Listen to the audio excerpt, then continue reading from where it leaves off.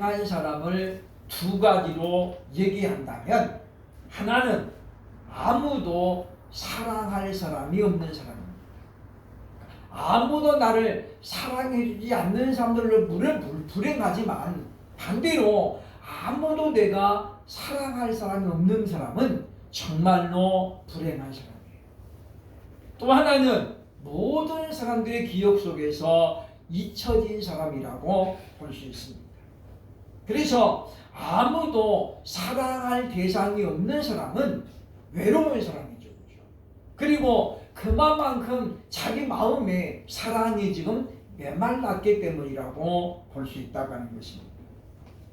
그래서 성경은 말합니다.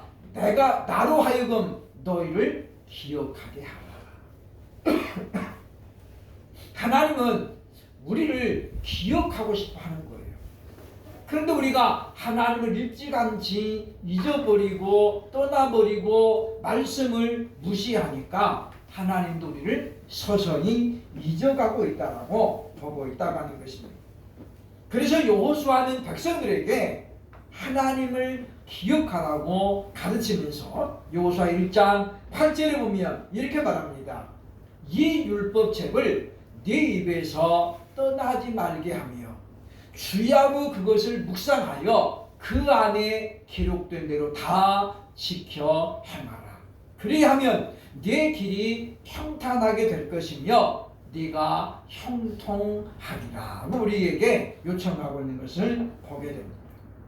하나님을 기억하는 가장 좋은 방법은 첫째로 율법책을 입에서 떠나지 말게 하는 거예요. 하나님의 말씀을 내 입에서 떠나지 말게 한다는 거죠.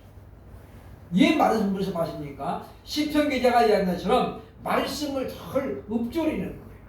말씀을 암송하고 말씀을 늘 읽으라는 거죠. 또 하나의 방법은 무엇이냐면 주야로 말씀을 묵상하는 것입니다. 이 말씀이 무슨 뜻인가? 이 말씀이 지금 내게 요구하는 것 무엇인가?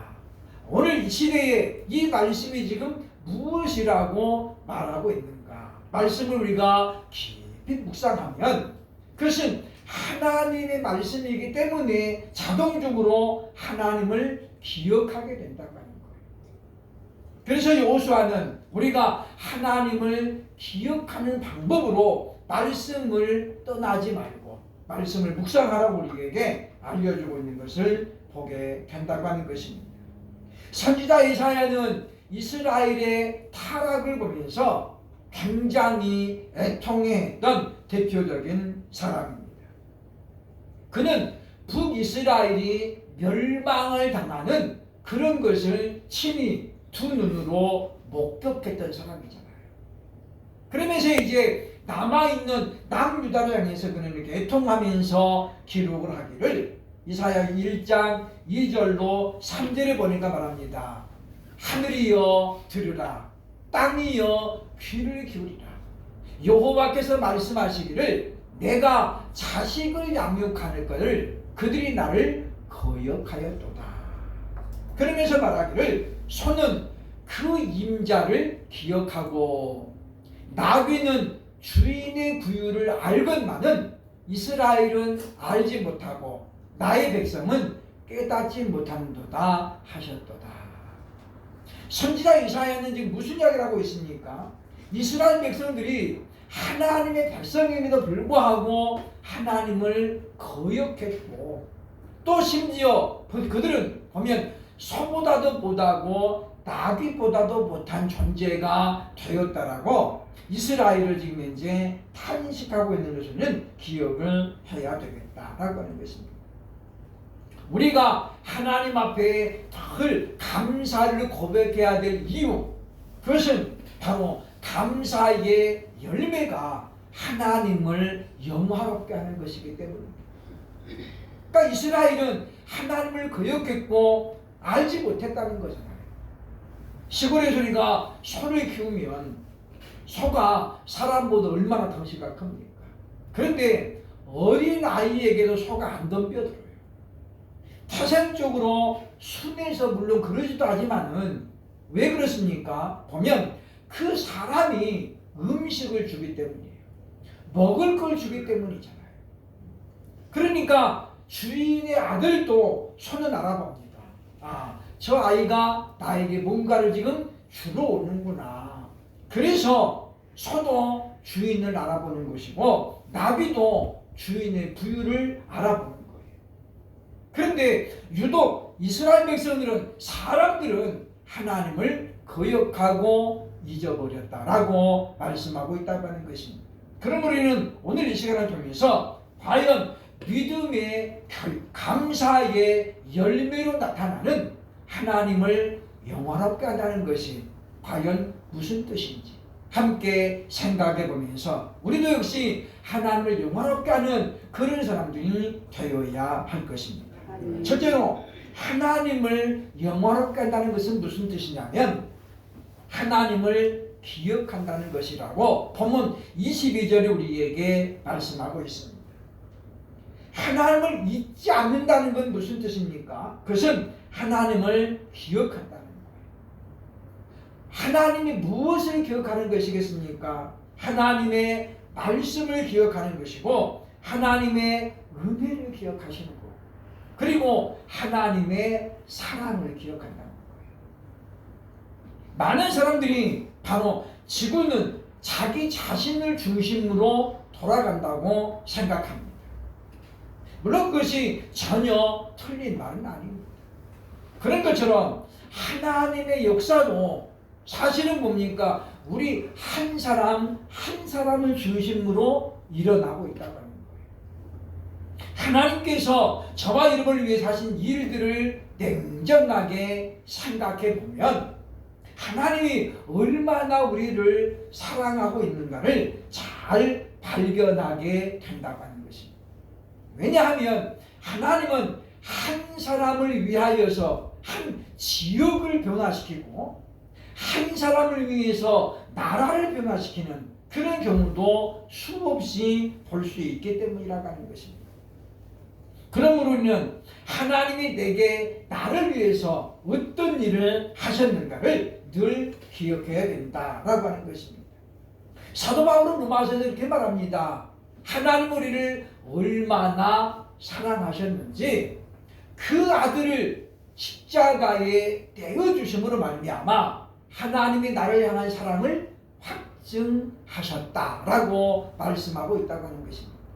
그러니까 하나님은 내가 너를 좋아해, 내가 너를 사랑해 라는 것으로 끝나지 아니하고 무언가 엄청난 액션을, 행동을 우리에게 보여주신다라고 우리에게 말씀하고 있다고 하는 것입니다. 22절에 이렇게 말합니다. 하나님을 잊어버린 너희여 이제 이를 생각하라. 그렇지 아니하면 내가 너희를 찢으리니 건질 자 없으리라. 우리가 하나님을 잊어버리면 그 결과는 참담할 것이라고 오늘 성경 우리에게 경고하는 거예요. 그러니까 우리가 하나님의 은혜도 잊어버리고 하나님의 사랑도 잊어버리고 하나님의 말씀도 잊어버리고 그리고 오직 나를 위한 삶으로 살아가면 하나님이 어떻게 하십니까? 내가 너희를 찢으겠다는 거예요. 그리고 문제는 뭡니까? 너를 건질 자가 아무도 없는 것입니다. 왜냐하면 하나님이 전능하신 분이기 때문이에요. 그래서 우리가 하나님을 맞서서 이길 수 있는 사람은 이 땅에 누구도 존재하지 않습니다. 많은 사람들이 사탄의 정체를 이야기할 때에 루시퍼라고 이야기하죠. 물론 성경에는 없는 내용입니다. 그러나 사탄의 태동은 바로 하나님이 지으신 천사장 중에 하나가 하나님을 맞서려고 그랬다가 어떻게 해요? 교만해가지고 이 땅에 떨어졌다는 거예요. 타락했다는 거죠. 그가 바로 사단이라고 이야기하고 있습니다. 그러니까 우리가 하나님을 맞서면 결코 이길 수가 없음에도 불구하고 많은 사람들이 하나님께 도전장을 내는 것입니다. 그들을 향해 하나님 경고하는 것입니다. 내가 너희를 찢을 것이다. 그리고 내게서 너희를 건질 자가 없다라고 말씀하고 있다고 하는 것입니다. 하나님의 절대 주권 앞에 우리는 다만 아멘으로 순종해야 그것이 바로 지혜로운 자인 것을 우리에게 성경은 교훈합니다. 하나님의 절대 주권을 강조하는 말씀이 요한복음 10장 28절로 29절에 나옵니다. 내가 그들에게 영생을 주노니 영원히 멸망하지 아니할 것이요 또 그들을 내 손에서 빼앗을 자가 없느니라. 왜냐하면 그들을 주신 내 아버지는 만물보다 크심에, 여기 지금 만물보다는 뭐예요? 모든 것보다 크다는 거예요. 아무도 아버지 손에서 빼앗을 수 없느니라. 우리가 구원의 불변성을 말할 때 가장 먼저 쓰는 성구가 바로 오늘 본문 말씀이에요. 바로 요한복음 10장 28절 29절입니다. 하나님께서 너는 이제 내 것이다 라고 지명해서 하나님의 소유가 된 사람은, 하나님은 뭐요? 끝까지 하나님이 붙잡고 계시기 때문에 누구도 아버지의 손에서 빼앗을 수가 없다라고 하는 거예요. 물론 하나님이 손을 잡고 있어도 뭐요? 끊임없이 유혹하기도 하고 끊임없이 어떻게 해요? 괴롭히기도 해요. 노인과 바다에서 그 노인이 오랜 고생 끝에 엄청난 고기를 잡아오잖아요. 그리고 이제 그 고기를 배에 실을 수가 없어요. 왜냐? 배가 잠겨버리잖아요. 그죠? 그래서 끌고 옵니다. 그런데 끌고 올 때 오면서 어떻게 돼요? 고기가 점점 사라져가죠. 왜? 다른 물고기들이 와가지고 다 뜯어먹는 거예요. 그러니까 거부할 수 없는, 반항할 수 없는 이 고인은 죽어있기 때문에 반항을 못해요. 항구에 도착했을 때에 그 노인에게 남아있는 건 뭐예요? 앙상한 뼈밖에 없습니다. 그러나 하나님은 절대로 하나님의 백성을 그렇게 놓치지 않습니다. 뜯어먹도록 내버려두지 않는다. 그래서 하나님의 절대 주권 앞에 우리는 온전히 순종함으로 나아가야 되겠다라고 하는 것입니다. 그래서 우리가 하나님의 절대 주권, 그것을 우리가 온전히 기억해야 된다라고 하는 것입니다. 하나님의 전능함을 우리가 온전히 믿는다면 우리는 하나님 앞에 감사로 나아가게 된다고 하는 거예요. 왜냐하면 우리가 올 한 해를 살아오면서 여기까지 오면서 보면 그냥 하나님의 손길이 없었다면 과연 내가 여기까지 올 수 있었을까 하는 생각을 해보게 됩니다. 그냥 운이 좋아서요? 그렇지 않습니다. 우리가 올 한 해만 하더라도 얼마나 많은 일들이 있었습니까? 그런데 어떻게 보면 그 많은 일들이 전부 우리를 비켜갔잖아요. 누구 때문이에요? 하나님의 보호하심 때문이다라고 하는 것입니다. 그래서 우리가 하나님을 기억하는 것은 감사의 출발이며 시작이라고 말할 수 있다고 하는 것입니다. 그래서 소는 주인을 알고 나귀는 그 구유를 아는 것처럼 우리들도 만왕의 왕이신 하나님을 기억하고 하나님의 은혜를 기억하는 저와 여러분들이 될 수 있기를 주의 이름으로 축원합니다. 아멘. 둘째로 하나님을 영화롭게 한다는 것은 무슨 뜻이냐면 본문 23절에 보면 감사로 예배를 드리는 것이다 라고 우리에게 알려주고 있다고 하는 것입니다. 본문 23절 상반절에 보면 이렇게 말합니다. 감사로 제사를 드리는 자가 나를 영화롭게 하나니. 그래서 우리가 드리는 모든 예배의 가장 핵심은 뭐냐면 감사입니다. 그러니까 감사가 소멸된 그런 예배는 아무리 천천의 기름을 드리고 그리고 만만의 예물을 드려도 하나님이 받으시지 않는다는 거예요. 인류 역사에 나타난 예배, 가인과 아벨의 예배입니다. 그런데 보면 성경에 보니까 가인과 가인의 제물은 하나님이 받지 않으시고 아벨과 아벨의 제물을 받으셨다라고 말씀하잖아요. 그 이유가 무엇입니까? 히브리서 11장에 보면 그 이유를 설명합니다. 믿음으로라는 말이죠.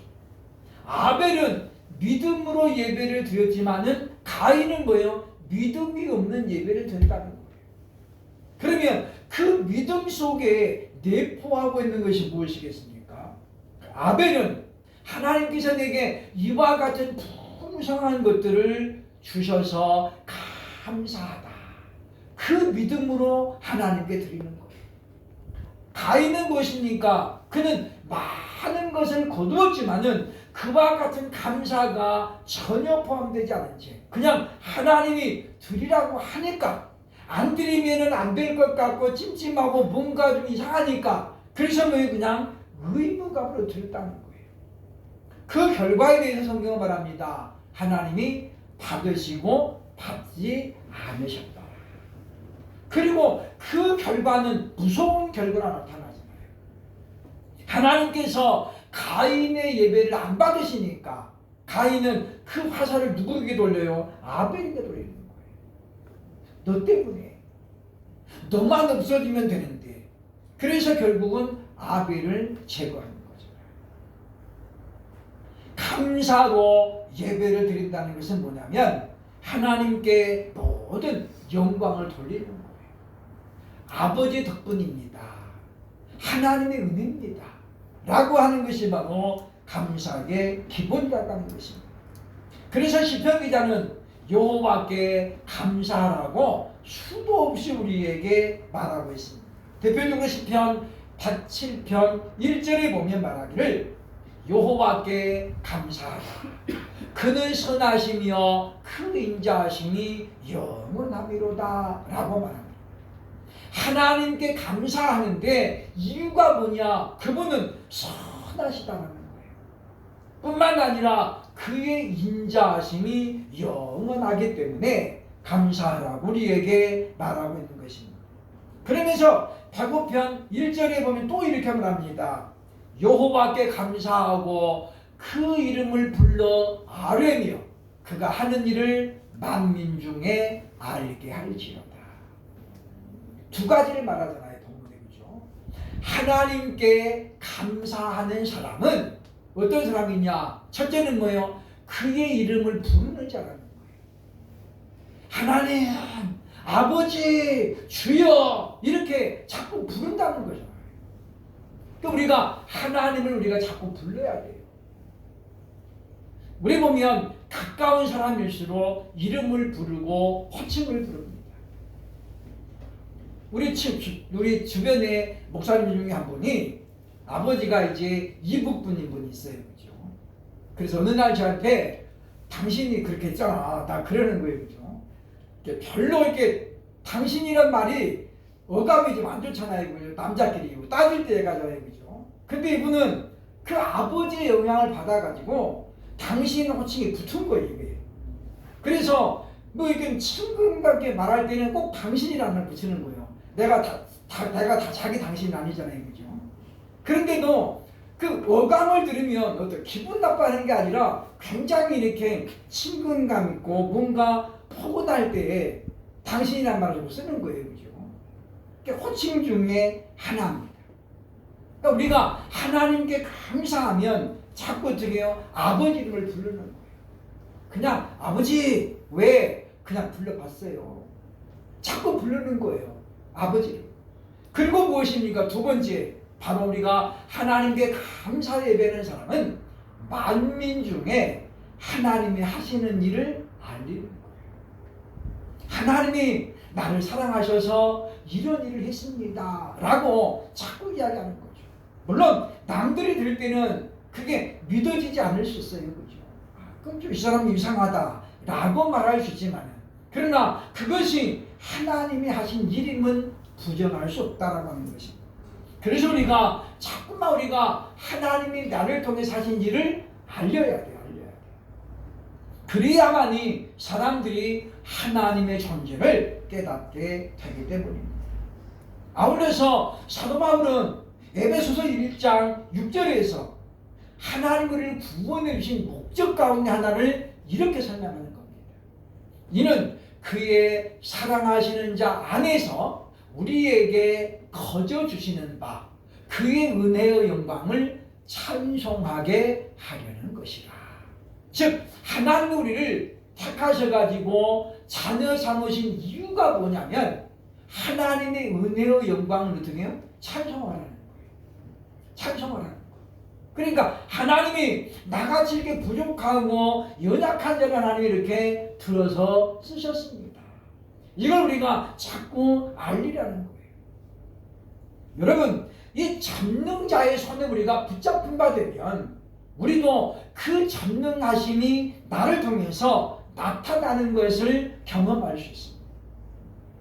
우리가 보면, 그렇기 때문에 우리가 보면 누구의 손에 붙잡힌 바 되는가가 우리 인생에서는 매우 중요하다고 볼 수 있다고 하는 것입니다. 그래서 우리가 하나님께 드리는 모든 것은 바로 뭐예요? 감사함으로 드려지는 거예요.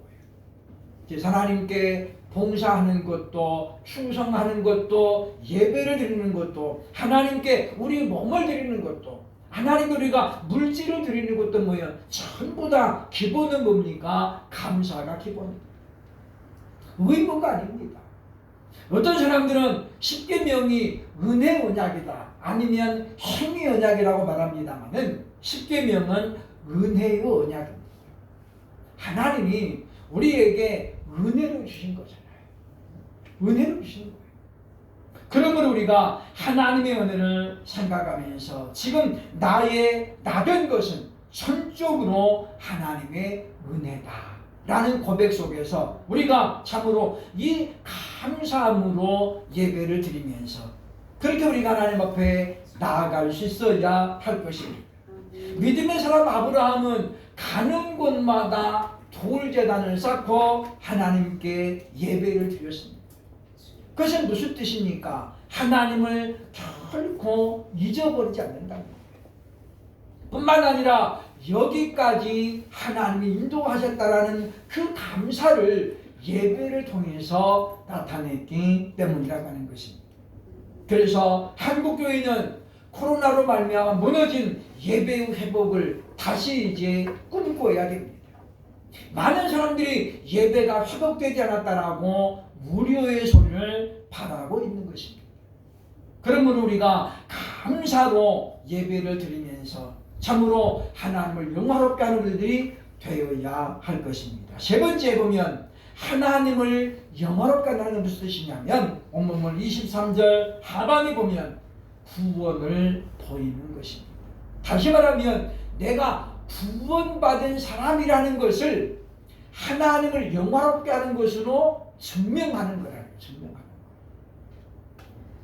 23절 하반절에 그의 행위를 옳게 하는 자에게 내가 하나님의 구원을 보이리라. 여기 보면 행위를 옳게 하는 자, 이게 누굽니까? 바로 예배를 온전하게 드리는 자예요. 그러니까 우리의 신앙의 행위는 결국 뭘로 나타나냐면 예배를 통해서 나타나야 돼요. 예배를 통해서. 그래서 예배는 우리가 보면 구경하는 게 아니에요. 그죠? 사람들이 예전에 보면 예배 보러 갑시다 많이 그랬잖아요. 그죠? 물론 그런 뜻으로 한 것은 아니지만은 예배는 보러 가는 게 아니에요. 예배가 뭐예요? 예자가 드릴 배자가 뭐예요? 절배요. 절배. 그러니까 절을 하는 것, 그게 예배예요. 근데 보러 가는 건 뭐예요? 절하는 것, 구경하러 가자, 그거잖아요. 그죠? 어떤 사람이 절을 더 이쁘게 하는지, 어떤 사람이 절을 좀 좋게 하는지 보러 가, 그거예요. 그죠? 예배는 우리 자신이 지켜 하나님 앞에 무릎을 꿇는 거예요. 그래서 예배는 하나님 앞에 무릎을 꿇는 거예요. 그죠? 그게 뭐예요? 경배잖아요. 경배. 그래서 뭐예요? 아버지, 나는 바로 아버지의 것입니다. 무릎을 꿇어서 하나님의 소유인 것을 선언하는 것이 예배고 고백하는 것이 예배이고, 그렇기 때문에 나 자신을 하나님께 맡기는 거예요.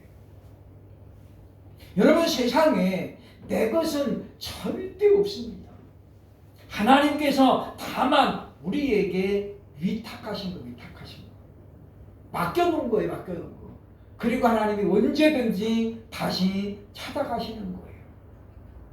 욥이 그걸 고백하잖아요. 그죠? 주신 이도 여호와시요 거두어 가신 이도 여호와시니 나는 그 하나님을 찬송하리라.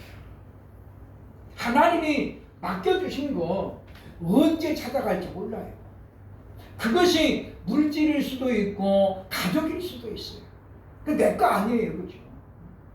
내 거라고 너무 이렇게 붙잡고 있으니까 하나님이 뭐예요? 하나님 건데 내가 너에게 잠깐 맡겨놓은 건데 근데 우리가 뭐예요? 자꾸 내 것이라고 생각하니까 그것 때문에 뭐예요? 시험에 드는 거예요.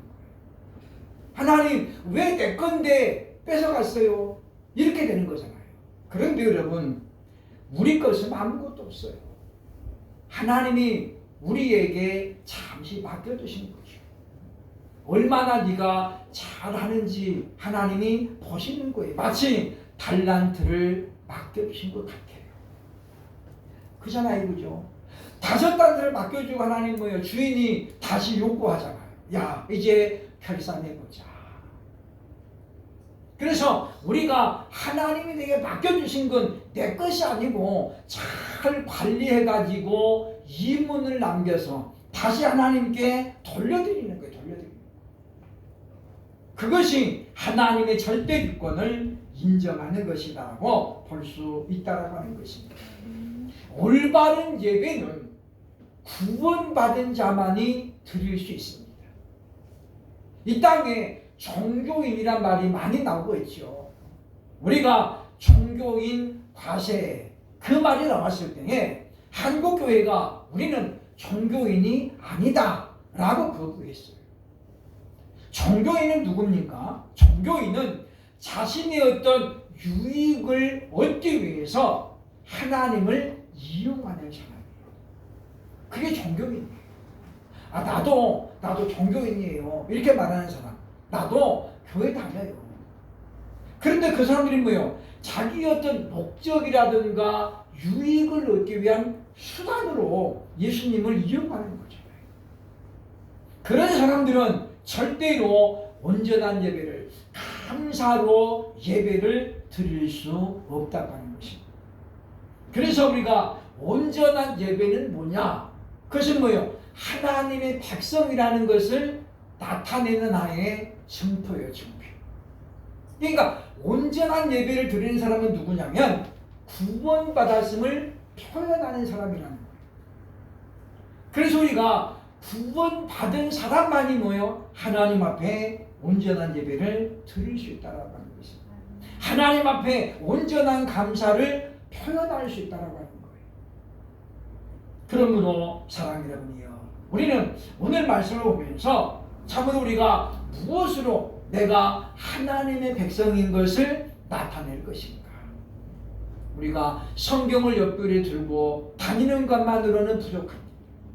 우리의 삶을 통해서 내가 하나님의 백성인 것을 나타내야 되는데 그 하나의 방법이 뭐예요? 온전한 예배라는 거예요. 그래서 보면 이 행위를 온전하게 하는 자에게 내가 하나님의 구원을 보이리라. 그래서 우리는 예배가 얼마나 귀한지, 예배를 내가 어떻게 드려야 될 것인가를 우리가 덜 곰곰이 생각해야 되겠다라고 하는 것입니다. 물론 목자교회를 제가 3번 다녀왔습니다. 물론 토요일 날 드리는 사람의 숫자가 많지 않기 때문에 이제 작은 교회 사람을 불러요. 그죠? 그래도 한 번도 빈손으로 간 적이 없습니다. 그런데 이 원룸 목자교회에서 한 달에 한 번 수요일 예배를 드리는데 300명 정도가 모여서 예배를 드려요. 그때는 한 번도 저보고 오라고 안 했어요. 왜입니까? 조건이 하나 있어요. 300만 원을 헌금할 수 있는 사람. 그게 무슨 돈이에요? 점심 식사예요. 은퇴한 목사님들 예배 마치고 점심 한 그릇 대접할 수 있는 강사를 부르는 거예요. 그래서 유 목사를 안 부르는 거예요. 300만 원 제가 들고 갈 수 없잖아요. 그죠? 그런데 놀랍게도 뭐냐면 그 목사님이 불어서 설명하면 아무도 못 갑니다 이런 사람이 없었다는 거예요. 기꺼이 기쁨으로 300만 원 들고 와가지고 자기가 와가지고 예배 마치고 다 전신했어. 근데 어떨 때는 300만 원이 더 들어갈 때도 있어요. 그죠? 왜냐? 300명만 먹는 게 아니잖아요. 또 딱 10,000원짜리만 먹는 게 아니거든요. 여름에는 또 삼계탕 모시고 가면 15,000원 이렇게 나오잖아요. 그죠? 그러면 돈이 확 불어나는 거예요. 그래도 어떤 목사가 와가지고 불평하거나 그러지 않는다. 왜냐? 전부 자기보다 먼저 앞서가는 분들이잖아요. 한국교회에 이와 같이 토대를 담면서 닦은 사람들이에요. 그래서 감사함으로 와가지고 말씀 전하고 식사 대접을 한다라고 하는 것입니다. 우리는 사례비를 받는 데 아주 익숙해졌습니다. 목사들은 어디 가서 설교하면 당연히 봉투 받는 것이 습관이 됐었습니다. 그래서 안 주면 시험 들어요. 그죠? 그런데 반대로 이런 분들은 헌금을 하고 온다는 것이잖아요. 안 받는다는 거예요. 그죠? 왜냐? 그 모든 것이 뭡니까? 자신이 구원받은 백성임을 나타내는 증거이기 때문에. 그러니까 우리가 하나님을 향해서 무언가를 내가 드릴 수 있는 건 뭐냐면 하나님이 나를 구원하신 것에 대한 감사가 넘치니까 가능한 거예요. 그렇잖아요. 그죠? 사람이 내 것이라고 확신하면 그것을 포기하기가 너무 어렵습니다. 언젠가 말씀드렸습니다마는 아이들이 얼마나 욕심이 많아요. 그죠? 자기 거 뺏기면 울고 불고 땅바닥에 완전히 그냥 해가지고 그런 아이들도 봤어요. 자기 거 아니잖아요. 자기가 무슨 수고를 해가지고 얻었겠어요. 그냥 준 건데. 그래서 어떤 목사님이 겨울에 신방을 가면서 귤을 한 보따리 사가지고 갔는데 어린아이가 돌진한 아이가 있어서 조밥되잖아요. 그죠? 하나 주니까 오른손으로 덥석 받아가지고 닦고 또 하나 주니까 왼손으로 덥석 받아가지고 또 들고 있는 거예요. 목사님이 궁금해졌어요. 그죠? 또 하나 주면 어떻게 할까? 그래서 또 하나 줘봤대요. 그죠? 그때 어떻게 했다는 그 아이가 놓고서 턱에다가 이렇게 딱 쥐더라고. 하나를 쥐고 턱에다가 딱 쥐고서 이렇게 양손에 들고도 모자라는 것 같아요. 여기다가 딱 놓고서 하나 이렇게 달라는 거야. 그 아이에게 누가 그렇게 하라고 가르쳤겠어요? 부모님이 가르쳤을까요? 천만의 말씀이에요. 그게 뭐예요? 타고난 인간의 본성입니다. 그래서 우리 사람들은 어떻게 남아서 버려도 어떻게 해요? 남에게는 안 베풀어요. 그렇잖아요. 남아서 버려도 남에게 줄 줄은 몰라요. 우리는 종교인이 아니고 하나님의 백성들입니다. 그러면 우리가 이와 같이 감사로 하나님께 영광을 돌림으로 말미암아 우리가 구원받은 백성인 것을 늘 증명하며 살아가는 저와 여러분 되실 수 있기를 예수의 이름으로 축원합니다. 기도하겠습니다.